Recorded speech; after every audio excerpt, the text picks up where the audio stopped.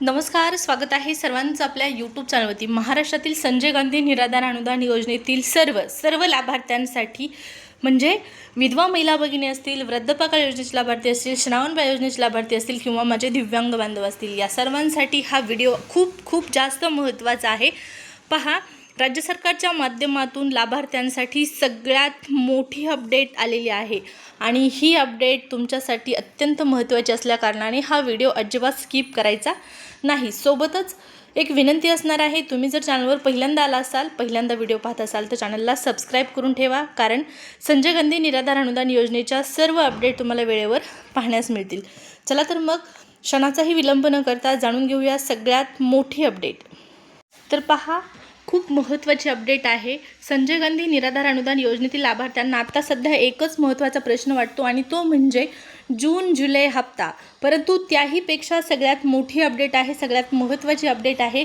पहा, या योजनेचं जुलैपासून बऱ्याच लाभार्थ्यांचं पेन्शन बंद होणार आहे। आता पेन्शन नेमकं का बंद होणार आहे, तर या लाभार्थ्यांनी हयात प्रमाणपत्र सादर केलं नाही तर स्पष्टपणे राज्य सरकारच्या माध्यमातून जाहीर सूचना देण्यात आलेली आहे आणि त्यामध्ये स्पष्ट सांगण्यात आलेलं आहे की तुमच्याकडे हयात प्रमाणपत्र जर तुम्ही दाखल केलेलं नसेल तर तुमचं पेन्शन बंद होणार आहे।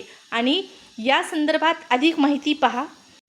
हयात प्रमाणपत्र नसल्यास जुलैपासून विविध शासकीय पेन्शन बंद केल्या जाणार आहेत। मग त्यामध्ये इंदिरा गांधी राष्ट्रीय वृद्धापकाळ निवृत्तीवेतन योजना, इंदिरा गांधी त्याचबरोबर पहा संजय गांधी निराधार अनुदान योजना, श्रावणबाळ सेवा राज्य निवृत्तीवेतन योजना, या योजनेतील लाभार्थ्यांना यंदापासून हयात प्रमाणपत्र सादर करण्याची प्रक्रिया पूर्णतः ऑनलाईन करण्यात आलेली आहे। सामाजिक न्याय विशेष सहाय्य विभागाच्या 7 मे 2026 रोजीच्या शासन निर्णयानुसार सर्व लाभार्थ्यांनी शासनाच्या बेनिफिशरी सत्यापन ॲपद्वारे हयात प्रमाणपत्र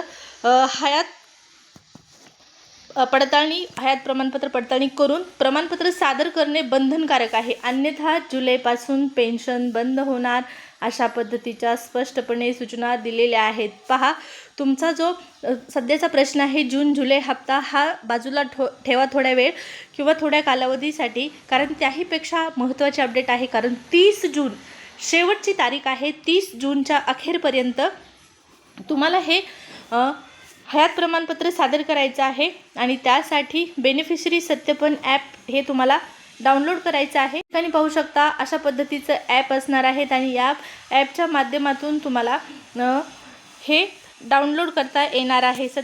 बेनिफिशरी सत्यापन ॲपद्वारे विशेष योजनेतील लाभार्थ्यांसाठी हयात प्रमाणपत्र सादर करण्यासाठी महाराष्ट्र शासनाकडून प्रसिद्धीपत्रकसुद्धा जारी करण्यात आलेलं आहे। त्यामुळे नक्कीच तुम्हाला ते दिलेल्या कालावधीच्या आतमध्ये सादर करणं गरजेचं आहे। जून जुलै हप्ता प्रोसेस सुरू झाल्याच्या नंतर तुम्हाला मिळणार आहे। पण पहा, जर तुम्ही हे प्रमाणपत्र सादर केलं नाही तर मात्र तुमचा जुलैपासून लाभ पूर्णपणे बंद करण्यात येईल। त्यासाठी लवकरात लवकर हे सादर करा। ही माहिती, हा व्हिडिओ आवडला असेल तर लाईक करून चॅनलला सबस्क्राईब करून सुद्धा ठेवा। भेटूया पुढच्या व्हिडिओमध्ये। धन्यवाद।